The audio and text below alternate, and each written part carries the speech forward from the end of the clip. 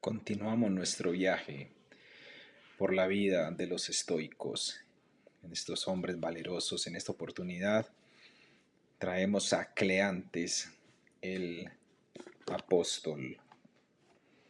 Cleantes llegó a Atenas en circunstancias tan desesperadas como las de Zenón, el fundador de la filosofía a la que se consagraría, pero sus historias de juventud no podrían haber sido más distintas. Mientras Zenón nació en una familia rica durante una época turbulenta y fue criado para dedicarse al oficio familiar del comercio, Cleantes provenía de una pequeña ciudad en la costa de Egeo, lo que hoy es el noroeste de Turquía, que no tenía nada más que una próspera tradición académica, debido a la decisión de Aristóteles de fundar allí su primera escuela, menos de 20 años antes del nacimiento de Cleantes. Cleantes no sufrió ningún desastre repentino, ningún revés de la fortuna como el que llevó a Zenón a la filosofía. Por el contrario, llegó a Atenas en bancarrota, precedido únicamente por su reputación como boxeador. No obstante, exactamente no sabemos qué lo llevó a la ciudad, pero es de imaginar que fue lo mismo que siempre lleva a la gran ciudad a los chicos pobres pero brillantes: las oportunidades. Con unas pocas monedas de su salario en el bolsillo, Cleantes comenzó su viaje para estudiar y trabajar, pero al parecer sobre todo para trabajar, en especial al principio. Para mantenerse hizo toda clase de trabajos menores, incluyendo el de cargador de agua para los muchos jardines de la ciudad que debían ser regados a mano.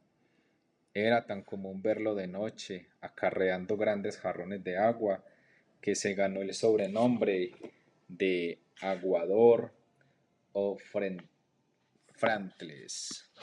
En griego significa el que saca agua del pozo, y también es un juego de palabras con el nombre de Cleantes. No sabemos cuándo o cómo conoció a Zenón, pero parece que fue por intermediación de Creantes, que también fue maestro de Cleantes.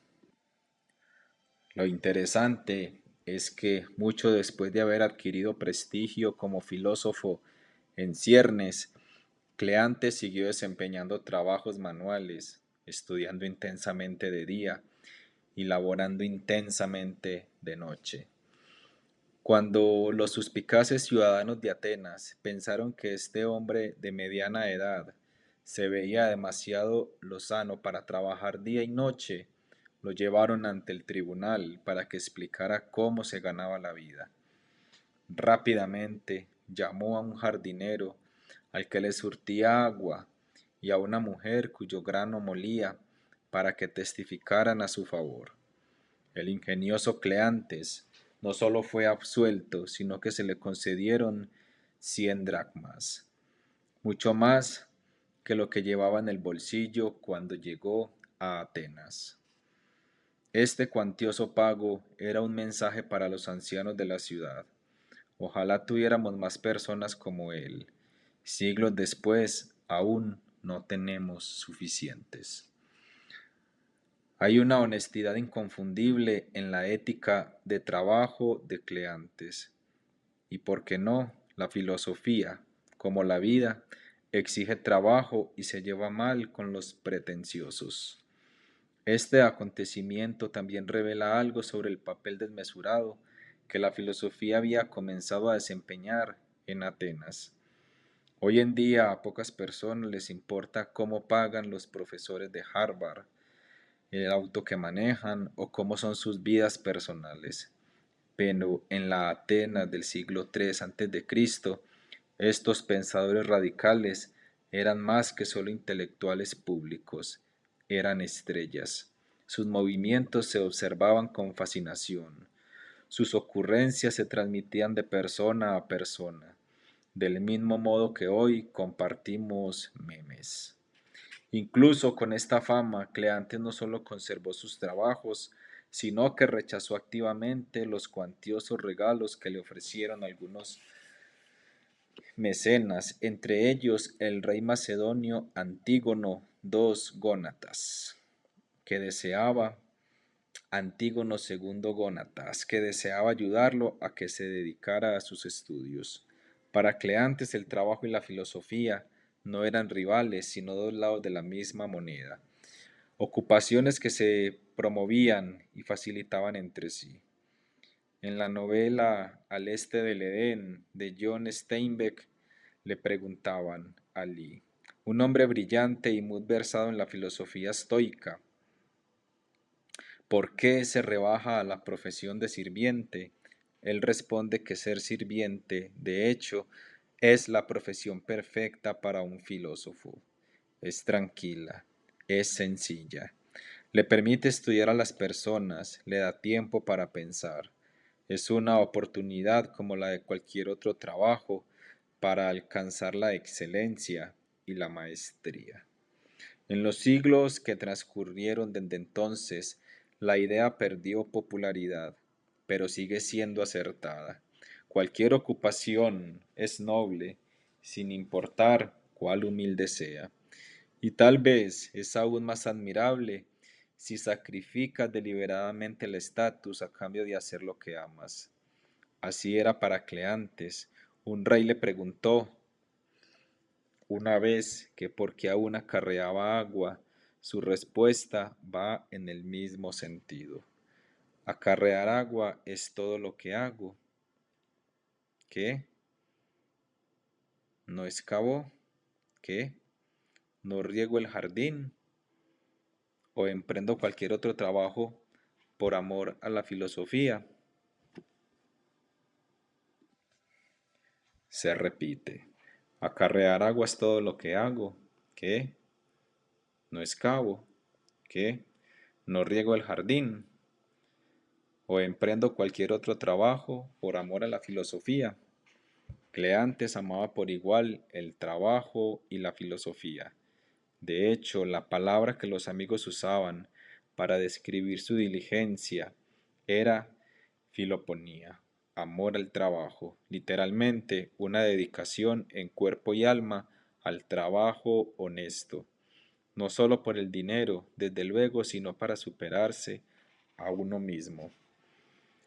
Ario Dídimo, que escribió en la época de Augusto, el primer emperador de Roma, explica lo que era para Cleantes y lo que para Cleantes estaba en juego en el trabajo de autosuperación. Todos los seres humanos tienen, por naturaleza, el impulso inicial hacia la virtud.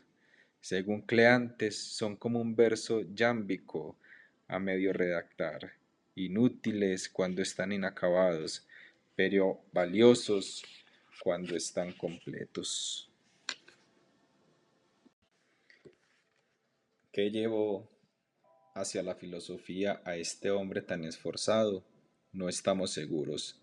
Tal vez la conocía desde pequeño, puesto que creció cerca de Aristóteles. Le regaló un libro a uno de sus clientes ricos. Al envejecer empezó a buscar algo más en la vida. Fue un encuentro causal en la calle o en la misma librería que Zenón. La vocación de hallar un sentido profundo en la vida, de descubrir cómo vivir, puede despertarse en cualquier momento. San Pablo tuvo su despertar en el camino a Damasco.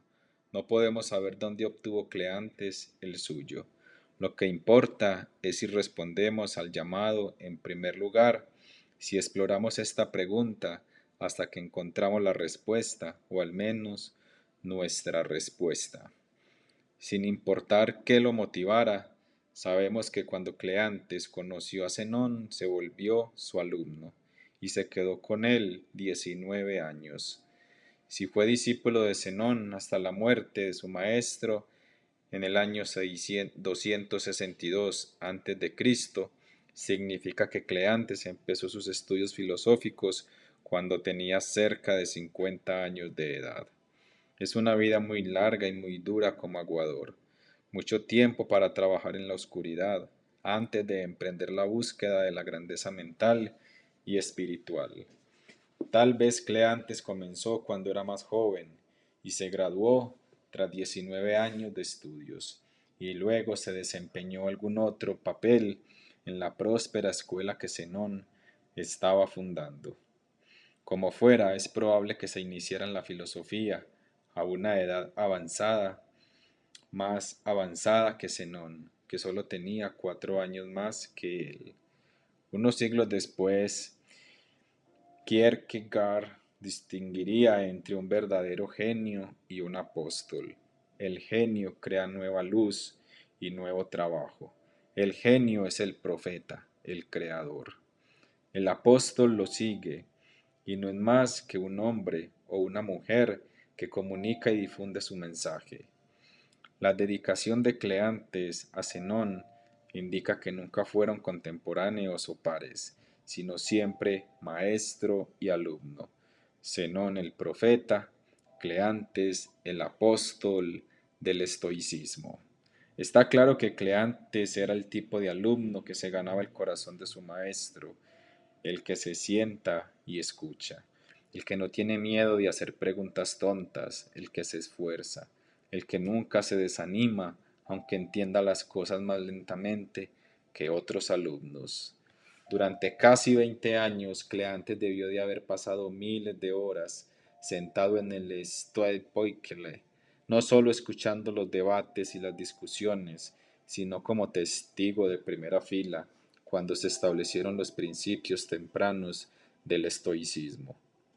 Estuvo allí cuando Zenón dividió el plan de estudios del estoicismo en 3 partes: física, ética y lógica. Debió de escuchar a Zenón detenerse en la decisión que tomó Hércules entre vivir una vida dedicada al placer o una según la virtud. El pasaje de la Memorabilia de Jenofonte, que escuchó por primera vez en la librería y que tanto lo transformó. Cleantes absorbió todo como una esponja y claramente siguió pensando que tenía mucho que aprender, porque nadie con un ego fatuo puede seguir siendo estudiante por 2 décadas.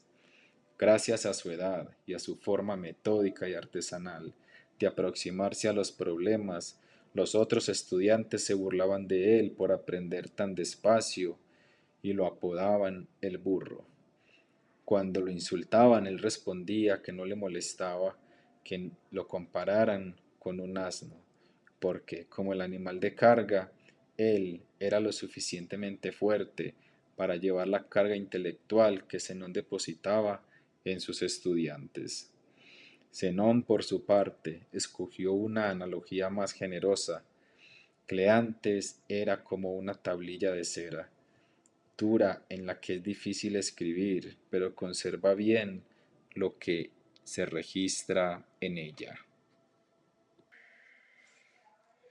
Poco a poco Cleantes se fue labrando su propia reputación, aunque es imposible saber cuándo empezó a escribir y publicar por cuenta propia. No toda la atención que atrajo al principio fue positiva. El poeta satírico Timón de Fliantel lo parodió como un simplón que ordenaba líneas de texto escrito como un general que supervisa a sus soldados. ¿Quién es este que arremete como un carnero contra las filas de guerreros, un masticador de palabras, la piedra de Aso, una tablilla aletargada? De hecho, Aso era famosa por sus canteras de roca y sus losas de piedra blanca que se usaban para fabricar ataúdes. Cuando uno cuando un escritor satírico está en tu contra y lo único que encuentra para criticar es tu amor por el lenguaje, seguramente dice algo positivo sobre su personalidad. Así fue que Cleantes, tranquilo, sobrio, trabajador, uno mismo con su filosofía y su dinero.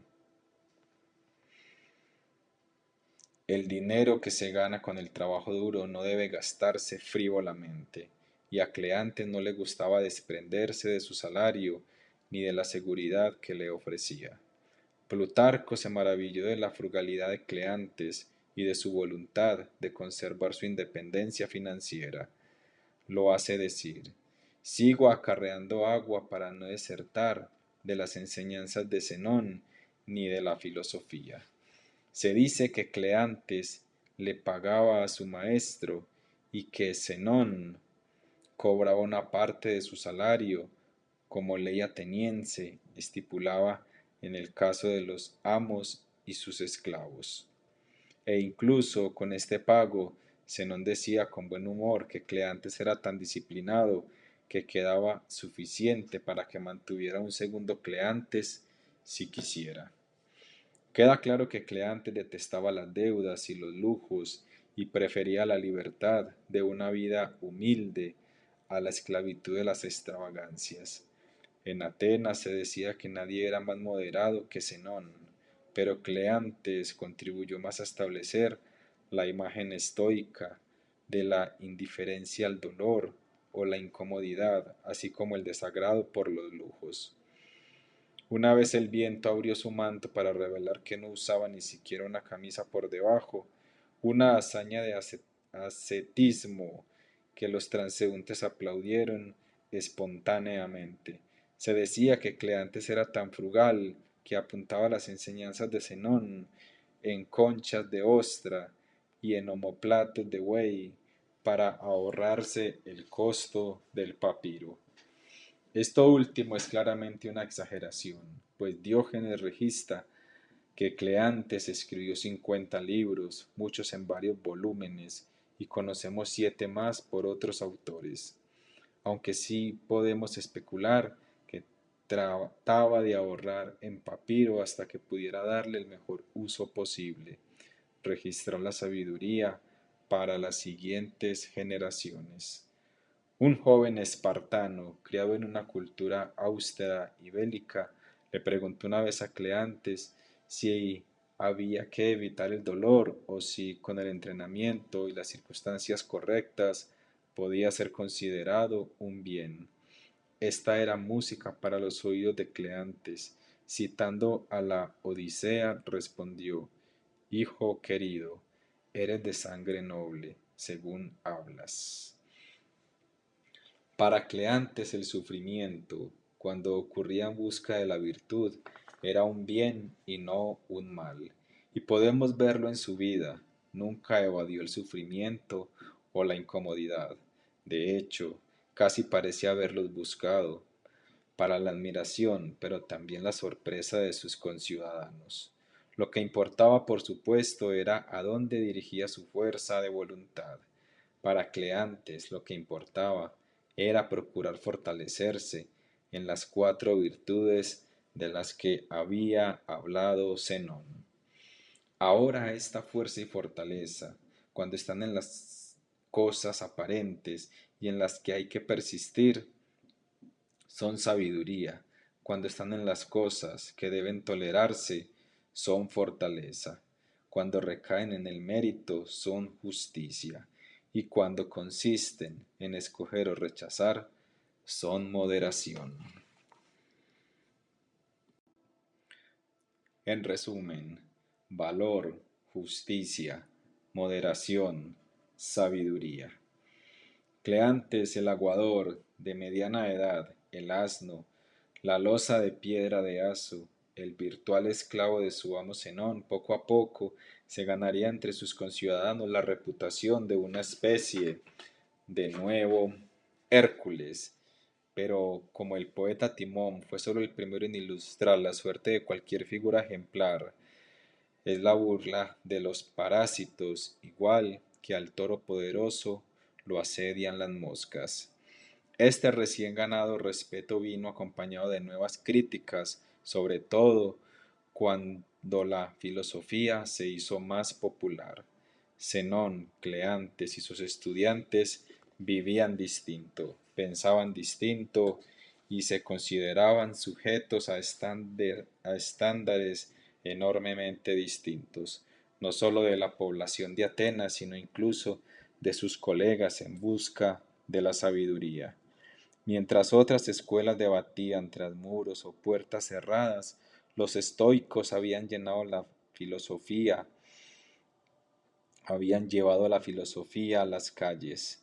Esto les concedió una gran influencia y casi los convirtió en blancos. Cleante se enfrentó a sus críticos como se enfrentaba a todas las adversidades, una oportunidad para practicar lo que predicaba. Una vez, cuando estaba sentado en un teatro, el dramaturgo Sosíteo lo atacó desde el escenario, declamando acerca de aquellos arrastrados por la estupidez de Cleantes como manadas insensibles. Cleantes se quedó sentado, impasible, y al público le sorprendió tanto su tranquilidad que estalló en aplausos a su autodisciplina y como respuesta corrió al dramaturgo del escenario. Cuando Sosíteo, cuando Sosíteo se disculpó tras el espectáculo, Cleantes aceptó de inmediato, argumentando que hombres mayores que él habían sufrido peores escarnios a manos de poetas y que sería una locura ofenderse por una falta tan menor. Esto no le sorprendió a quien conocía a Cleantes, pues consideraba sujeto a los más altos estándares. Lo que otros llamaban cobardía o exceso de cautela, él lo llamaba escrupulosidad, y pensaba que era la razón por la que cometía tan pocos errores. No era raro encontrarlo examinando las más mínimas faltas en su persona o reprendiéndose a todo volumen mientras caminaba por las calles de Atena. Cuando otro estudiante de Zenón, Aristón de Quíos, conocido como el desafiante, lo escuchó hacer esto, le preguntó con quién hablaba. Cleantes se rió y contestó: un viejo con canas y sin cerebro. Este tipo de conversación interna era una práctica central para los estoicos y no siempre era negativa. Una vez Cleantes escuchó a un hombre solitario hablar para sus adentros y le dijo amablemente: no hablas con un mal hombre, es decir, el diálogo interno debe ser estricto, pero nunca ultrajante. Al parecer su frugalidad y su ética de trabajo seguían principios similares. Era rudo, era firme, pero difícilmente anhelaba el autocastigo. No se reconoce lo suficiente el ingenio de los estoicos. Sin duda era una herramienta fundamental para Cleantes, tanto para responder a las críticas como para desarmar a quienes él mismo debía criticar. Mientras hablaba con un joven que no parecía entender su argumento, le preguntó: ¿lo ves? Sí, claro, respondió. Bueno, entonces, respondió Cleantes, ¿por qué no veo que lo estés viendo? Cuando Cleantes escuchó a sus colegas estoicos quejarse sobre un destacado crítico del estoicismo, Arcesilao, que disentía de sus enseñanzas sobre el papel del deber, Catecón, Cleantes salió en su defensa diciendo que Arcesilao parecía llevar una vida diligente. Cuando Arcesilao escuchó sobre la defensa que Cleantes hizo de él, dijo: no es fácil comprarme con elogios, a lo cual Cleantes replicó: es cierto, pero mi halago consiste en sostener que tu teoría es incompatible con tu práctica. A lo largo de la historia, los estoicos usaron este buen humor como una estrategia para evitar los lamentos y para ejemplificar cómo nuestras acciones diarias deben ser coherentes con nuestras palabras. En su ensayo «Cómo distinguir a un adulador de un amigo», Plutarco narra que Arcesilao correspondió al respeto que Cleantes mostró hacia él, expulsando de su aula a un estudiante llamado Bacton, por escribir unos versos despectivos sobre Cleantes, y no le permitió que regresara a su escuela hasta que no se hubiera disculpado con el objeto de su mofa. Podemos imaginarnos que a Cleantes resultó fácil perdonarlo y que probablemente leyó el poema con deleite. Como su maestro Zenón, Cleantes prefería escuchar que hablar, y esperaba que sus alumnos hicieran lo mismo. Sí, Zenón dijo que nos dieron dos orejas y una boca por una buena razón. Cleantes prefería citar a Electra: silencio, silencio, que tus pasos sean ligeros. De hecho, su crítica a los peripatéticos, los seguidores de Aristóteles, fue que no distinguían de un instrumento musical como la lira, que producía hermosos sonidos, pero que jamás podía escucharse a sí misma. Si bien Cleantes era sobre todo un buen escucha y con frecuencia un pensador lento y cauteloso, eso no significaba que no fuera también un comunicador. Zenón comenzó a depender más y más de su esforzado apóstol, en particular en la medida en que los estoicos comenzaron a sufrir ataques de las escuelas rivales. Por más difícil que haya sido para este avaro derrochar en materiales la escritura, sabemos que varios de los 50 y tantos libros que escribió describen y explican las aproximaciones estoicas a toda clase de temas. Diógenes enumera muchos de sus libros, pero entre ellos destacan algunos. Sobre el tiempo.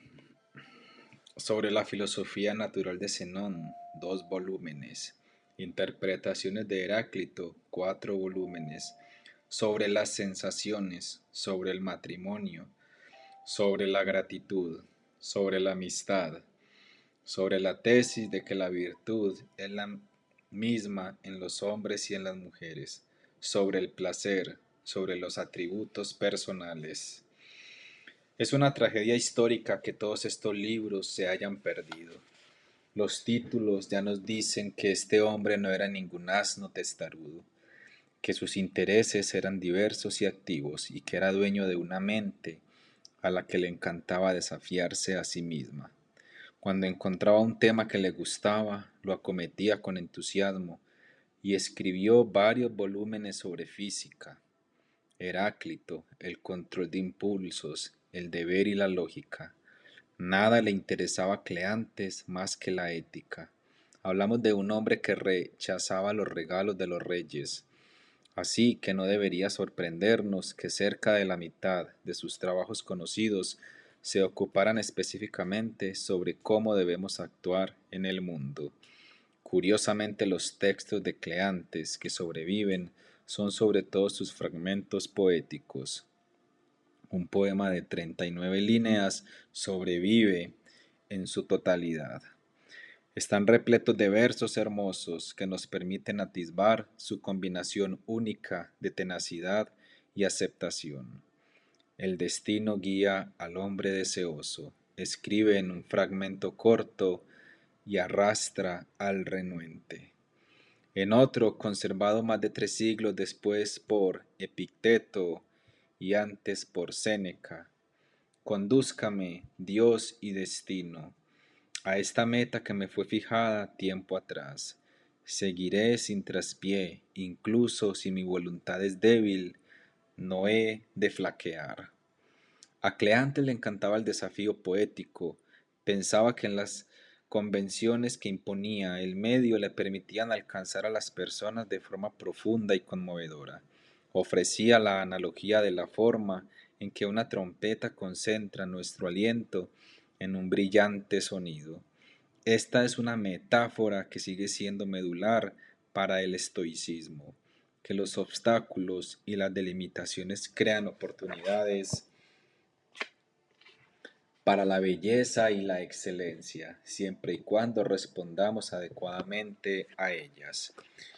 En otro poema corto nos ofrece una poderosa definición de lo que es y debe ser el bien. Si preguntas cuál es la naturaleza del bien, presta oídos.